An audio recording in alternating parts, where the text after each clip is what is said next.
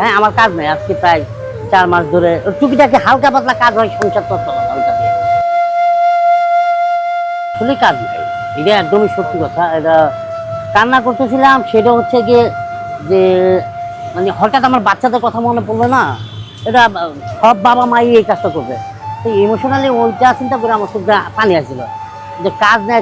ওই কিছু কিছু এআই আছে, এআই দিয়ে কিছু পোস্ট করছে। তো আমি যদি এখন এই সময় যদি আমি কান্না করি, তাহলে এটা হচ্ছে গিয়ে নাটক হয়ে যাবে আমার জন্য। আমি তো নাটক না, আমার বাস্তব থেকে আসে কথা। হ্যাঁ, আমার কাজ নেই আজকে প্রায় 4 মাস ধরে টুকিটাকি হালকা পাতলা কাজ হয়, সংসার তো চলে না ওইটা দিয়ে। তা আমার কথা হচ্ছে কাজ নেই আজকে, কাজ আমাকে কেন পাচ্ছি না, কি কারণে পাচ্ছি না সেটারও তো আছে। সেটা হয়তো আমার নিজেরও দোষ আছে, হইতে পারে।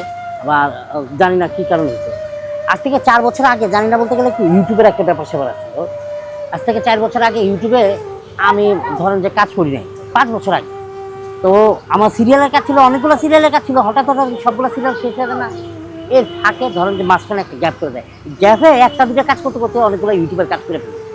তো কাজ করার পর থেকে ধরেন যে হঠাৎ করে আবার সিরিয়ালের কাজ শুরু হয়। তো যাদের কাজটা শুরু হয়েছে তাদের কাজ যখন শুরু হয়, আমি যখন কাজ করতে যাই, তারা ওই আমাদেরই শিল্পী, আমাদেরই কিছু আর্টিস্ট বলতেছে, শামীম তো মাই গড, শামীমকে নিয়ে কাজ করা যাবে না, শামীম কি ইউটিউবে কাজ করে, শোনো ভাইয়া, নিলে মান ইজ্জত চলে যাবে, তাকে নিয়ে কাজ করা যাবে না, ইজ্জতের ব্যাপার।